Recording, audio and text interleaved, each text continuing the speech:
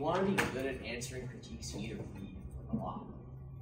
Debate is a knowledge game, so if you know more than your opponents, right, you're going to be more capable of, you know, giving better speeches, doing better cross-exes, being able to point out inconsistencies and flaws in arguments, right? It's why we do so many topic lectures, right? So if you want to be more capable with debating critiques, you just have to read a lot about them. I'm going to try here to help you, more conceptually understand it and go into some of these mechanics. But ultimately, like, if you really want to be, someone that's very good at answering critiques, you got to read. Now, you might ask, right, like, well, what process do I engage in to, begin reading critiques, right? Because there's not like an established one, right? You don't necessarily know the confines that you're working within. There are different literature bases. There are different ways to criticize a 1AC, right? And ultimately, a lot of it, right, that is not tied to the topic is going to be really reactive, right? And I think that results for a lot of people in some frustration, right? It's like, well, why is there, a very different standard here, right? How do I more effectively debate in front of critical judges, right? What language do I need to be using? What do I need to be pointing out, right? So I think because there's not that established process of, okay, where do I go start reading? How do I engage in research? What guides it, right? There's not like a topic the way there is, for policy arguments, right? So, it creates some, frustration sometimes, some confusion on what you can be doing. So the question then to ask is, okay, then why do I understand policy arguments? Why do I understand arguments related to the topic, right? And well, that's because we have like a standard method of evaluation and framework for evaluating those types of debates, right? So, I'm sure many of you have seen like presidential and political debates, right? All those debates suck, right? Because they're not actually about resolving the issues and figuring out who has, engaged in a higher quality of debating based on research and evidence, etc., right? It's all about sound bites, looking competent, having energy, sounding persuasive, not falling asleep, all that kind of stuff, right? And that's also why I think many of us are very frustrated when we're in lay debates, right? Like, parents generally don't have the research knowledge that you have, right? They don't have the terminology for evaluating the debate, right? So in general, right, it's not fun for a competitive activity, right, where you're trying to maximize your chance of victory and you want everybody to have an equal opportunity to win, right? Oftentimes, a lot of it is just vibes, right? And there's no objective way to evaluate those sorts of debates, right? So because critiques are not responding to the 1AC like the way traditional arguments are, right, you have to introduce framework, right? There's a reason we have to introduce framework in K debates, and you don't have to introduce frameworks in policy debates, right? Because we agree on the framework for the debate in most policy debates, right? That they are plan-focused. Now, there are some sub-questions, right, about standards for like counterplan competition, right, via either text, function, etc., whatever it may be, right? But ultimately, we generally agree that competitive advocacies must compete off of the plan, right? There is less subjectivity involved in how we come to judgments and evaluate arguments, right? So the framework in policy debates, right, is generally that the judge should evaluate the unique consequences of the plan, right? So when framework gets introduced, right, you are asking a different question of the 1AC, right? It's not like a counterplan and a disad. That's an analogy that I think is made to better understand critique sometimes, and there are scenarios and instances in which it's helpful to think about it that way, but in general, I would treat the critique as a different category of argument, right? Defined by the fact that they are arguments that criticize the 1AC in ways that do not indict the unique consequences of a plan, right? They are not plan-focused, right? And I want to go through a couple of the elements of what plan-focused debate both is and the implications it has, so we can kind of understand, hey, what are critiques doing differently, and how can I exploit some of those differences to better answer them, right? So I think in general, most people understand like what the plan is, right? The plan text, right? Competition for advocacies like counterplans, right, must derive from the plan text, right? They must differ by a text or function, right? But I think the more important part, for me at least, is uniqueness, right? Critiques are different from traditional policy arguments in that they are not unique, right? In policy debate, offensive arguments must advance reasons the plan is worse than the status quo, right? So causal effects that result from the plan's mechanism, right? Critiques ask a different question of the 1AC, right?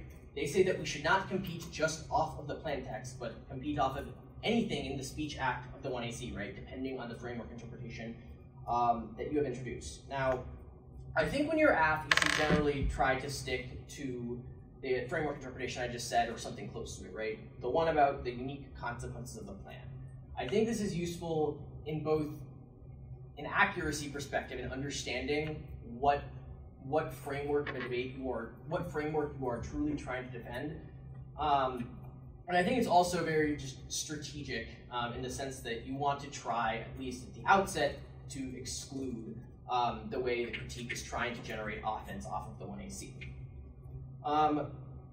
So the reason, again, uniqueness is important, right, is because plan-focused debate gives us a set of rules for argumentative evaluation, right? All of us understand the different components of an internal link chain, right? There's uniqueness, link, internal link, etc. And because of that, right, we can all speak in a more common language, right? It's not just so much the plan being a stasis point or whatever, right? But there being a framework, a set of rules, a set of standards for evaluation in a debate, right?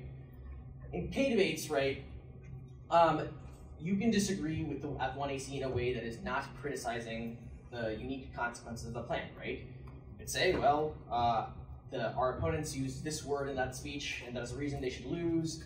This author they cited is a bad person, they should lose because of that. The 1AC assumed this thing, that's a reason they should lose, right? So all things that are potentially tangentially related to the core advocacy of the 1AC, but are not directly a unique consequence of the plan, right? So it essentially opens up other parts of the 1AC speech act to offense, right? You can generate offense off of arguments that are not unique, right? And because of that, right, the threshold for negative victory is dramatically lower. The bar is much lower because the negative is open to criticizing many different things. Now, it would be one thing, right, if in critical debates introduced a more consistent framework interpretation, right, that was the same every round. But you've probably noticed, right, that in many of your debates there are very different, diverse interpretations introduced that often shift throughout the debate, right? And the reason for that is because there's not like a clear, object that critical debates always center on, right? So that's why, you'll get a diverse set of interpretations from epistemology to scholarship to assumptions, right? There's any number of terms that you could use there to say, hey, we should get offense off of something that is not the unique consequences of the plan, right? And all of that is important to understand, again, when constructing your fairness case, right, for your framework interpretation, right? It is not, there's no real clear way to restrain or restrict what the negative can say, because it's simply, the negative is simply saying in all these, the only unifying thing behind what the negative is saying in many of these framework interpretations is that we can make arguments that are not unique, right? So it opens up the floodgates to a whole set of assumptions that they can criticize that are not directly tied to the plan. And it means ultimately lots of link arguments, right? Rather than being something that demonstrates the plan is worse than the SQO, right? Will often be an observation about a structure or a discipline, right? And explanation on why the 1AC in some way relies on that and why they should lose because of that, right?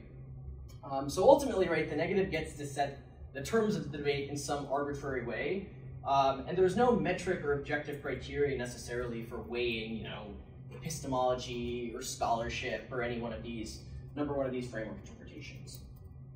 Now, the consensus is kind of like shifting away from trying to say pure plan focus, because lots of people think it's, exclusionary or limits out certain types of debates, right? So it's become more unpopular, I think, to say plan focused. But there's no real, I think, clear reason for why this is the case, other than more people are reading critiques, they're trendy, they're fun, people find them interesting, so the community's decided they're more important. But again, you could say the same thing about planless apps, which I think more people are more open to excluding.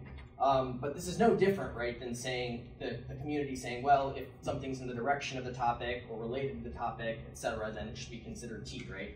Essentially, the same reason that would be unlimiting and set no bright line is the similar reason why it is, good to focus on it's good to have plan-focused debates, right?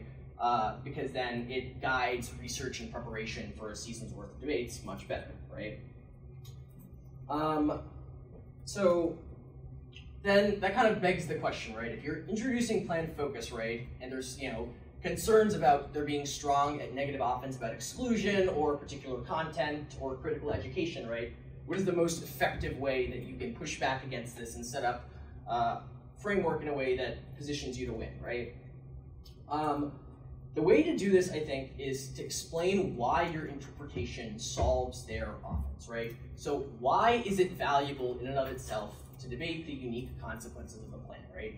It's not useful to phrase things as critiques should be excluded because X, Y, Z, right? Or something like that. But you want to say the judge should evaluate the unique consequences of a plan and that is valuable because it is a better way for us to come to judgments about whether something is epistemologically suspect or valuable, right? You essentially want to explain that the decision-making parts of planned focus are what makes it better for whatever education or content-based thing the negative has said is important to discuss, right? You want to say that the planned focus gives us a way to compare things, right? We can analyze consequences, and that's the only objective way to come to assessments about things, right? And the alternative to that is arbitrary judgments that the negative likely is also criticizing and explaining as part of their impact explanation. So you want to try and explain why why the negative should be burdened with uniqueness and why taking things as given, right, and explaining why one world is worse than the other is a valuable way of coming to judgments, making decisions, and organizing the activity altogether. Now, a couple of common things that I think are said to kind of push back by the neg against some of this stuff, right? So one is we have a link to the plan. Now, I think that this makes little to no sense. If you had a link to the plan, right, that's called a disadvantage. You wouldn't have had to introduce framework if you genuinely had introduced a set of offensive arguments that we presumptively agree are responsive to the act, right? A plan focused debate, if you read a dis-ad, you don't need to read framework, judge should evaluate the unique consequences of the plan, right, and then explain why you get a DA, right? But in critique debates, right, because judges are more amenable to saying that things that aren't indicting the plan are not offense, right? Because that's happening, you have to introduce framework and say, hey, we have introduced link arguments that are not like DA links, right? So we should get offense off of other things. So in general, if you ever hear things like link to the plan, you should be very skeptical of that, right? And you should consider you should also just take a step back and consider what is the actual implication of the link argument? What have they said about what the 1AC did with patents or whatever, right? Think about the logical implication of what they said. What would be the uniqueness argument that they need to win that is offense, right? Is it even mitigating or responsive to the internal link chain, right? So, if you're reading an AF about, taking the NATO topic a couple years ago as an example, if you're reading an AF that's like NATO should do some cybersecurity cooperation thing, and the neg is reading link cards that are just like the military is bad, right? Those could arguably be responsive if the negative wins a strong framework argument for why the assumptions and, why essentially the affirmative has to defend the entire military apparatus because that assumption is baked into the 1AC, right? So the negative has to introduce framework arguments because saying, oh, the military did Iraq and Afghanistan does not necessarily mean that NATO doing more cybersecurity cooperation actively worsens or results in more interventions, right? The last thing I want to touch on here with regards to framework is you link, you lose. So this is another thing that's becoming, I think, very common, and I think that lots of AF teams are struggling to answer. So ultimately, the reason you link, you lose makes sense, doesn't really make sense, is because the negative doesn't want to be held to that standard either, right? If the neg simply has to win, if the negative is saying, if we assert the AF is racist, right, and we win that link argument, then the AF should immediately lose, right? You should ask the negative, well, if we assert the alternative is racist and win a reason the alt is racist, should you lose? If they do believe in their framework interpretation, then yeah, they should, right? They should be held to the same standard that they hold the AF to, right? But in most instances, though, the negative is not going to want to say yes, because obviously then that lowers the bar for half victory just as much as they would achieve by saying you link, you lose, right? And ultimately, really what that gets to is, right, like let's say the AF wins a reason the alt is racist, the neg wins a reason that the AF is racist, right? It's like, how do you decide the debate? If racism is a D rule, right, and both sides have been racist, then how do you decide things, right? Ultimately, you have to have a way to compare things, right? And that's why it's important to, that's why planned focus is beneficial, right? It's like, you compare the consequences of two competing advocacies, right? And based on the quality of the debating, right, you have to conclude which is better or worse, right? You link, you lose just means neg auto wins, right? And it's not particularly coherent given the negative does not want the debate evaluated that way either. And there's no clear instruction or criteria for how you would evaluate a debate if you concluded that both sides linked to the thing that the negative said it is a D rule, right? And I think it's extremely important to get all this stuff teased out in 2NC cross-ex. I think 2NC cross-ex is extremely important in K-debates to establish what the negative's framework interpretation is, as well as commit them to something to avoid pivots later in the debate where they can say they didn't mean something, right? So I would start 2NC cross-ex by just asking, what is the win condition for the AF under your framework interpretation, right? They'll say something, they might say like, you link, you lose, right? So you have to win, you're not racist, you have to win, you're not something else, right? Or they'll say you need to win that the epistemology of the 1AC is good, that the 1AC scholarship was valuable, whatever it may be, right? For all of that stuff, right, you need to ask 2 or 3 additional questions to like tease out how do you evaluate the debate in which we are no longer, focusing on the plan, right? You should ask, how do you determine whether the epistemology of the 1AC is desire relative to the alternative? If we win that the plan is, if we win that the plan is good and solves the impacts, does this demonstrate our epistemology is good? If we win indicts of your epistemology and we win, reasons our epistemology is valuable, how does the judge compare these things? And usually, if the cross-ex goes well for you, the neg answers ultimately just demonstrate that they are engaged in some sort of consequentialist evaluation too, right? So ultimately, you can get to a place where you're like, okay, framework is not as relevant as it should be because under both your framework interpretation and our framework interpretation, we get to leverage the case as offense. And so if we win the case is good, outweighs their impacts, we win both under a planned focus model and under their model, since 2NC cross-ex teased out that if we win that the case is an example of why our epistemology is good, and it outweighs their offense, because you have to compare things to ultimately get to a judgment about something. Well, I guess final thing is like, you should still, by the way, try and win without framework, right? You don't want to put all your eggs in one basket, but again, you can still win with just framework if you're building in things to ensure that you don't lose your offense in other parts of the debate. But it is also just good to, defend whatever thing they have said is bad, right? That, if they say that, the 1AC's epistemology is this, we think that's problematic, it is good to just try and derive offense off of that, right? Because the other kind of general tip here is just like, the negative cannot simultaneously say we can derive offense off of the object of our criticism, but you cannot, reciprocally say that that thing is good and leverage that as offense against the critique. So you want to keep that in mind as well. Like just when you're trying to figure out like how is a critique competing, right? What part of the 1AC is it disagreeing with, right? That's a good exercise to think about, right? What is the object of a link? Has the 1AC advanced a reason that thing is good, right? Because in cases where like the link is closer and closer or more related to something the plan does or one of the impacts, right? It's harder and harder for the negative to say that this should be excluded as offense because it is so relevant to the link argument, right? If they can say we get offense off of it, then the app should reciprocally also be able to get some offense off of it.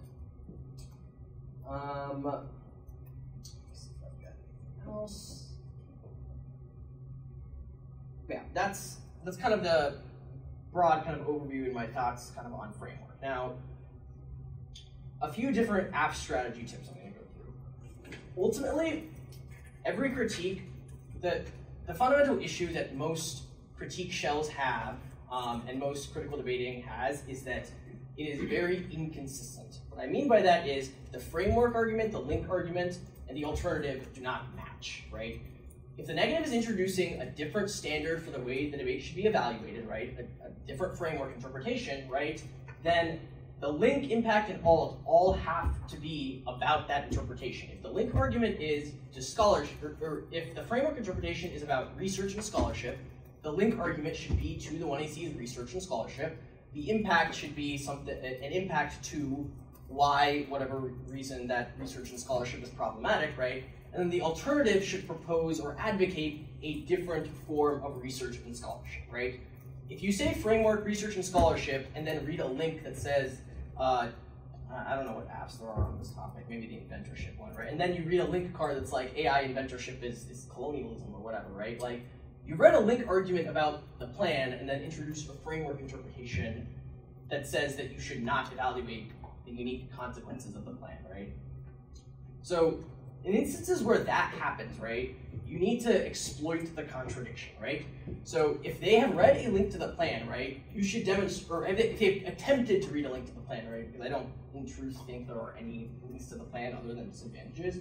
If they are asserting that this has happened, right, then you need to say, okay, then if you are claiming that your offense is plan bad, then plan good should very obviously be leveraged as offense against that, right?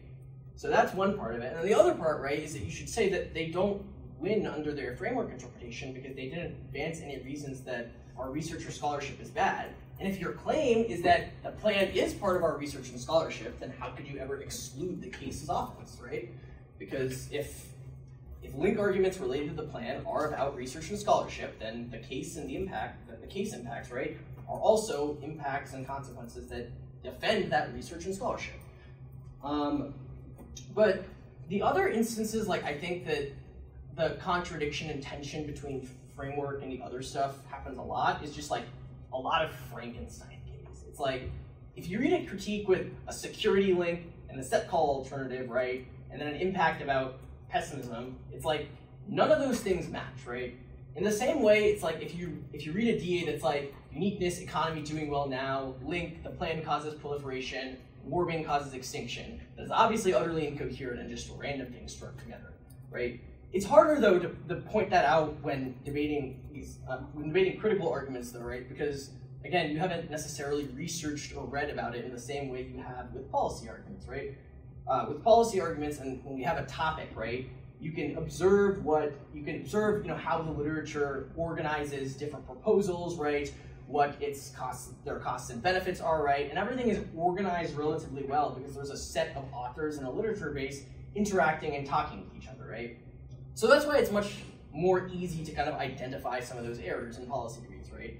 I would encourage you to try and do the same thing with critical debates, right? So try reading, you might not get it right off the top of your head when you're doing a debate, but I would encourage you, when you're practicing or prepping, right, to just look at some example critique shells that you've seen read before and see, hey, are these logically consistent, right? Are these in the same literature base? Are these theoretically consistent, right? Because you'll often find once you know how to exploit the errors that are in place in critique shells, you'll more effectively be able to win debates, right? Because you can explain, hey, they introduced link argument about this, they introduced alt about this, so that alt cannot solve this link argument, right? When you can point out those interactions, you'll find it much easier to kind of debate critiques because you'll find that there's just lots of contradictions in place and there's not a logically consistent argument that is being put together, right? The next thing to remember is always remember that the link is the best part of the critique, the alternative is the worst, right? So in line with that, you want to talk more about the alternative. The neg only wants to talk about the links. They don't want to talk about the alt because it's really difficult to explain an alternative and why it solves the link argument, right? So don't get too caught up leaning into no link, right? The reason for this being is the negative is probably going to win some link argument, argument, right? You should walk into the debate with the assumption, if you're walking into a key debate, you should assume the neg is probably going to win some link argument, right? So if you spend tons of time, right, just talking about the link, right, that is playing precisely into the negative's hands. That's what they are most prepared on. That is the highest quality argument. It's likely to have the best evidence, right? So you don't want to play on their turf, right? Because when the debate is about the link, the negative usually is able to win, right? The alternative is the worst part of the critique. The alternative, though, I think a mistake that is made too often is the affirmative is too focused on saying, well, we don't know what the alt does. This doesn't mean anything. What, like, you know, just saying, like, you said nothing, basically. And, you know, it's not like that's untrue per se, right? But you want to tie that to what the negative needs to accomplish with the alternative, right? Ultimately, the alternative needs to solve the links, right? You obviously need to establish that on framework as well, right? That's another reason why, again, you want to emphasize the importance of uniqueness, right? Because you want to say, hey, the world is in some way now, right? We can't just, you know, disappear tons of institutions and, you know, oppressive structures of society, right? We have to deal with the reality of what we have, and we have to propose concrete prescriptive actions that can better or worsen these situations, right? Instead of, you know, theorizing about them or whatever it may be, right? So you need to focus, instead of asking questions of what does the alt do, what does this look like, what does this mean, ask how does the alternative solve the link arguments? Because it's often the case alternatives struggle to do that. So like CapK, for example, right? Link arguments about why, you know, link arguments and impact arguments about why a capitalist economy is incapable of, you know, resolving environmental issues, right? Those arguments are very, very strong, but the alt argument for the actions we can take to, you know, reduce carbon emissions and things along those lines, right, are not very good. So you should like straight up ask, right, if their alternative is, I don't know, revolutionary something something, right? How does revolutionary something something reduce carbon emissions? How does it, you know, stop XYZ environmental pollution, right? Ask more about what tangible things the alternative does, because it's often the case that it's not prescriptive. There's not great answer to these things, right? And link arguments cannot be offense until there is an alternative solvency argument associated with it, right? Alts are essentially like, again, I don't want to get too deep into counterplan disadvantages, but you can think of the alt as like a uniqueness counterplan, right? It's like, if you don't have uniqueness, right, for the link, then it's not offense anymore, right? So you want to focus on alt doesn't solve links, and in cases where the alternative does have inroads to case offense, right, you want to try and explain, you want to try and ask questions and tease out, hey, how could the alt solve the case? Now this is one place I think where there is some help with the counterplan analogy, right? Because if the counterplans, right, are just, you know, advocacies, competitive policies with the AF, right, that are trying to resolve its harms, right? If the neg is making alt solves the case arguments, right, they are doing something kind of similar, at least, right? So essentially the same way you think about counterplan deficits, right, all the reasons that your internal links are key, right, all of those can also be made as alt solvency arguments, right? So in that sense, right, whenever alternatives are trying to solve the case impacts, right, think about all of your counterplan deficits, right? What are the reasons that only the plan can resolve these internal links, right? And it's generally much easier, right, to make the deficits against the alternative because it's not like the neg has a file of like 5 to 6 cards of, you know, here's why we solve this internal link, here's why we solve this internal link, etc. The next thing is, the more you link this, there's a couple like scales I would say there are, right? So the more you link to a critique, the more you should be trying to impact turn, and the less you link, the more you should be trying to permute, right? If the negative is trying to explain its link and, you know, trying to have its cake and eat it too, right? So, you know, saying, perhaps with the CapK, right? Like, there's still, you know, there are still autonomous firms and innovation that happen under capitalism, so we would still solve the case impacts, but also here are these link arguments about why innovation is evil and bad. Now there is a way for the negative to reconcile those things, right? But I think you get my point on just like, if the negative is trying to have its cake and eat it too with these things, right? If the negative leans more into we don't solve innovation, we don't do anything to solve the case impacts, right? The more and more you should impact turn, right? But if the negative is trying to have its cake and eat it too and say, well, good innovation good, bad innovation bad, well, then you should permute. If the alternative can overcome negative forms of innovation or reappropriate innovation paradigms that are problematic, then it should certainly be able to overcome the links to the affirmative. Okay. The next kind of tip I have is you should listen very carefully to the language that the negative is using, okay? Like I mentioned before, right, the terminology used in traditional policy debates does not properly or always translate over to critical debates, right? So I'm talking like when the neg says, oh, here's a disadd to the permutation, right? We control uniqueness. X thing turns the case.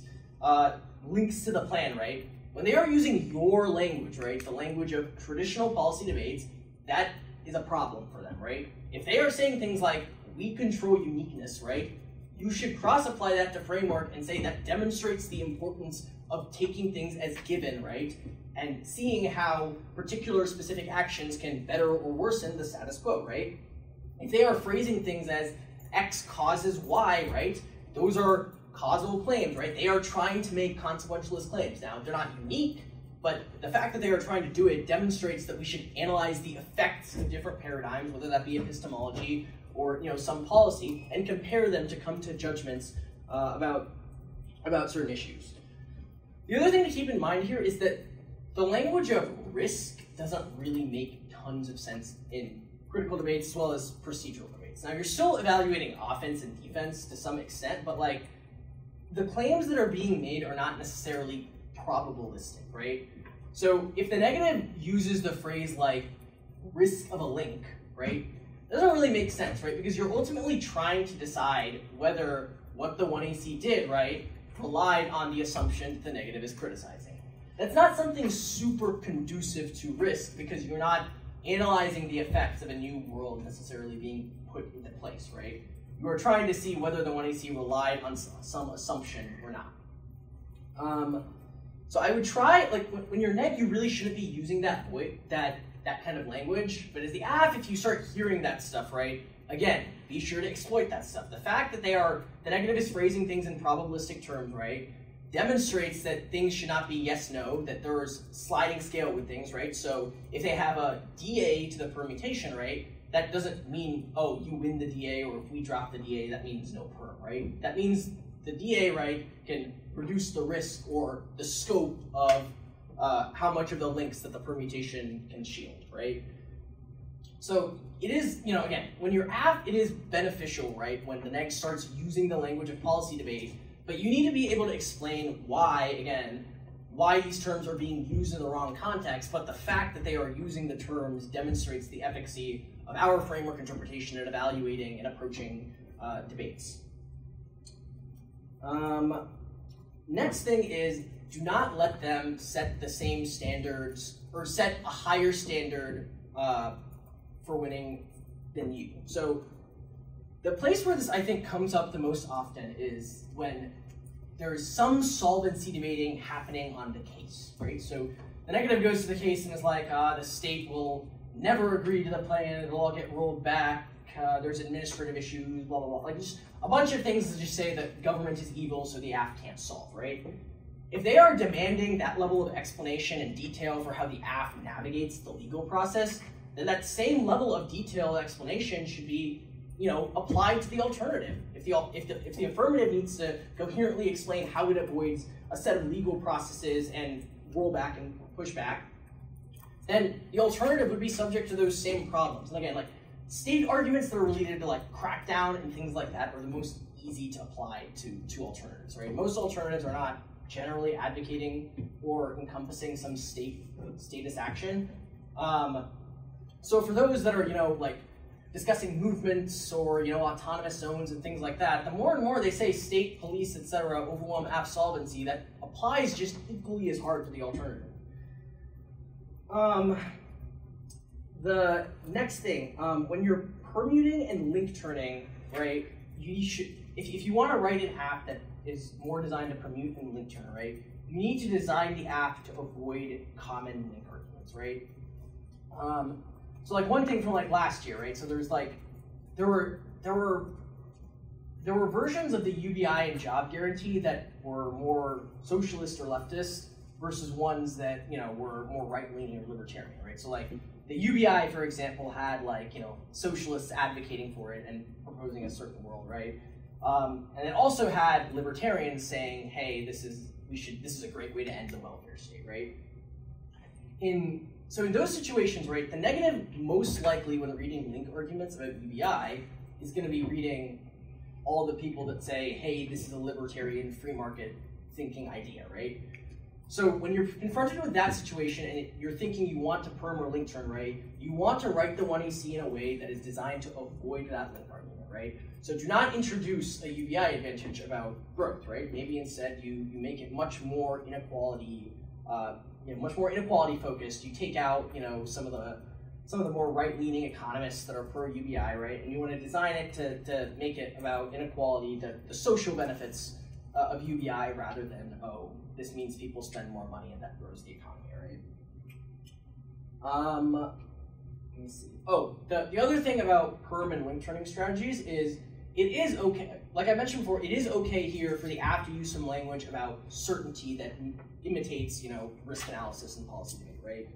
It's useful to have some of that in your favor because a lot, again, like I mentioned, like yes, like lots of things in K-debates get evaluated yes, no, and you don't want that to happen, right? So if you want a successful permutation strategy to work, you need to establish from the outset, hey, this is sliding scale. It may be true that our methods are not perfectly compatible, but you shouldn't treat that as a reason that a flawed method could not meaningfully improve the world for the reasons that we've discussed, right?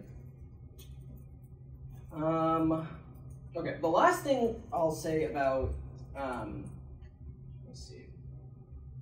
The last thing I'll say kind of related to framework and like pointing out kind of contradictions or kind of why just like some of the way critical framework interpretations thinks about debate doesn't really translate over and make sense, is think about just essentially the hypothetical experiment of, okay, you're going to read a plan, but you're not going to read advantages related to it, right? You are going to say the plan text has a set of assumptions buried in it, and you are going to leverage the reasons those assumptions are good as offense, right? I think most people would think it would be relatively silly to say, okay, plan, expand patents, patents are an intellectual property system are capitalism, and capitalism is good, here is our offense, right? I think most people agree that's like a very strange way to organize a 1AC, and also just very susceptible to negative arguments, negative counterplans that advocate another action about another capitalist action, right, that isn't the plan. I think most people agree that that's a strange way to think about debate, right? We have a resolution that's phrased as a policy proposition, right? The most predictable way to read it would be to say that you should advocate a proposal and explain why the immediate effects of that proposal is good. So you can kind of use that a little bit just as a kind of thought experiment to think about, hey, like why would it not if you removed framework, right? Would you accept those arguments, right? And in that case, if the app did try writing a 1AC defending assumptions, right, like in most cases, you have to introduce a framework interpretation that is not plan focused to adequately act for any of that to make sense, right? And I don't think most people think, oh, the app should be the app should introduce a new framework interpretation for the debate when they're reading a plan. Okay. The last thing I'll do is just a short kind of thought experiment on, okay, if we wanted to construct a critique that was the most fair, right, and helped evaluate debate in an objective manner, right, how would we go about doing that? So I have the belief that like critiques are more justifiable on negative ground, for negative ground purposes rather than content and education purposes. That's not to say you shouldn't also introduce content and education arguments, but you should be thinking about just like the more traditional way of debating theory, right? The same reason that like policy education good is not great offense, right? In theory debates or for AF framework, right? the reason there being just like, you can get the education that we get from policy debate in a number of avenues, right? You can, watch the news, read books, do internet searches in your free time, whatever it may be, right? There are many ways to access education, right? But ultimately, right, all of us, by showing up to this activity, agree that it has some value, right? And we all want to win, so we should try to, preserve an equal chance of victory. So from that perspective, right, how would you justify a critique? Well, like I mentioned before, right, the closer something is related to the topic, right, or germane to the topic, the more predictable it will be, right? Ideally, right, you would have a framework card that says debates about intellectual property, patents, etc. should adhere to questions of epistemology, because those epistemological considerations have implications for how we implement and evaluate policies, right? So ideally, you have a card that says that, and I think on many topics where you are reading a critique that is more specific to the topic, it is possible to find that. Now, you want to then explain why critiques are key to negative ground, right? Essentially, why can we garner offense off of things that are not just the unique consequences of the plan? And typically speaking, I think the way to do that is just to explain, hey, we need negative ground. This topic is not good for the neg, there's no core generics, the DAs are very bad, link uniqueness isn't great. I haven't done a ton of research on this topic, so I don't know if any of that is the case, but just like, think about being neg and you have to defend conditionality on this topic. Like, why should the negative get to introduce a bunch of positions? In the same way, when you're thinking about it from that more competitive strategic perspective, why do we need to be able to introduce critiques? So I found like the most I voted for critiques was on the water topic and the CJR topic. The reason for that being, neither of those topics are controversies. They were just truisms, or they were too big. There was no real clear division of ground between the affirmative and the negative, and the neg just didn't really have much to say about the plan, right? So in those instances, right, there's a decent negative ground case for, hey, the real controversy on this topic is, this critical thing that we've introduced with our framework interpretation and some evidence we've presented for it, right? This engages the 1AC far more than the modern standard of politics, DAs, and process counterplans, right? So you want to try and argue like, hey, the topic isn't great for the neg. The real controversy actually is this critical standard that we have proposed in our framework interpretation, right? So that means that the negative does need critiques in this instance, and because this is specific to the topic, it's germane, right? That introduces the arbitrariness of the framework interpretation. It means that it's potentially even more unpredictable to exclude the critique rather than exclude all arguments that do not indict the unique consequences of the plan. Okay, that's all the stuff I have to say. We have 5 minutes here. Do we have questions? Yeah. I guess the last thing you said, what kinds of insert would you counter-insert would you read to say the critique is germane to the topic, or would you only include topic germane critiques in those counter-inserts? My advice on what counter-interp to use would be to look at what your ev says. Try to match the language that your evidence is using, right? And don't just get a random framework card that's just generally describing why policy focus is bad or something, right? Research, do some research, right, into, the relationship between the topic and, some of these more critical disciplines, right? And find a framework interpretation that you think comes the closest to saying, right, debates about patents or intellectual property rights should consider questions of, and then whatever word it uses, right? Epistemology, scholarship, whatever that may be, right? Match the language that's used in the evidence that you find for your framework. Yeah. How do we explain that our interp solves for whenever the neg might say the 1AC said something racist? How does our interp solve for that? You should say that the evaluation of the plan, right, is how you come to a determination on whether the 1AC was racist, right? So if the 1AC is racist, right, that means that the negative needs to win, that if we let people patent more things, right, there will be an active increase in some sort of racial violence, right? For us to truly come to judgments about these things, right, we need to evaluate their effects, their consequences, right? We can't just come in with a prior standpoint or way of thinking about things and then always make decisions based on that theoretical framework, right? We need to consider actions and consequences, right, that happen to come to judgments about whether or not something is racist. Yeah. In captivates, do you think it's strategic to shift to middle ground frameworks, or do you think like i.e. stuff like political line hearings are the best strategy? No, I think for captivates, people should have more exclusionary framework interpretation. Like, I don't think you want it to be an impactor debate. Like, ideally, you want like a narrow, well-constructed link argument that both helps you, answer the permutation based on whatever framework standard you've set, and you also want that link argument to implicate the way impact terms are answered, right? So, I don't know, again, haven't done much research, but hypothetically, right, I'm sure there are cards on the paradigm underlying intellectual property rights is ecologically destructive, right? So if you have that, right, as an answer to impact terms about sustainability, right, there's a narrow, specific thing there that the app likely will not have evidence responding to if they haven't researched as extensively as you have, right? So you want to try and make it more about those link arguments rather than just turning it into like a DDI debate where everybody's throwing cards at each other. Because I think in that instance, then you should just impact term. I think that just makes it easier to evaluate.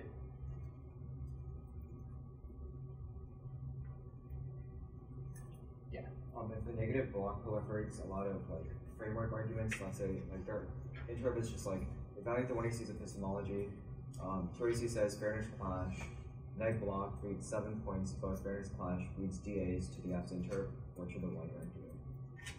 So the more important thing, right, is to figure out what is their interpretation, right? Before you come to what is their offense, what is their interpretation, right?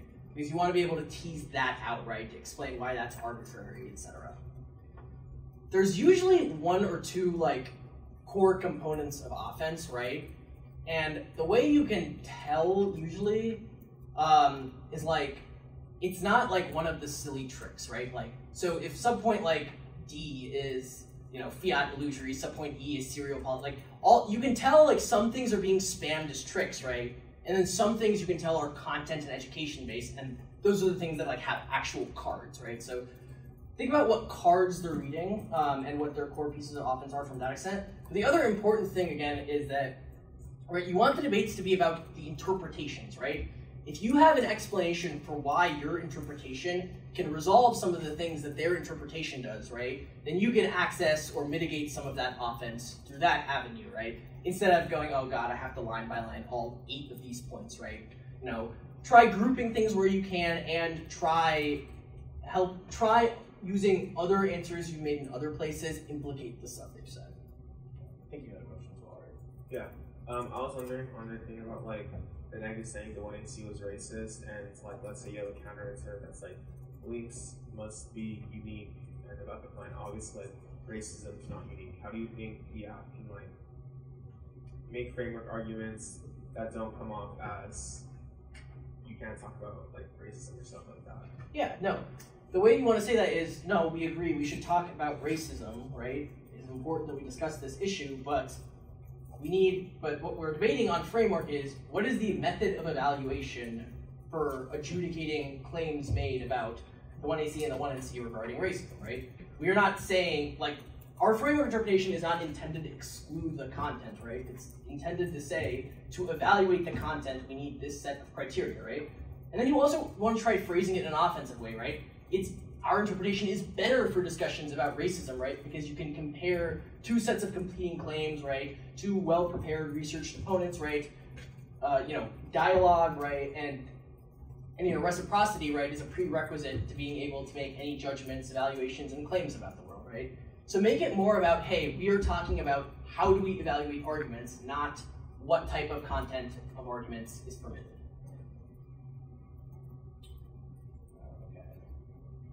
We are out of time here, but since I think we're going to lunch next, do we have any quick last-minute questions? Okay, great. Enjoy lunch.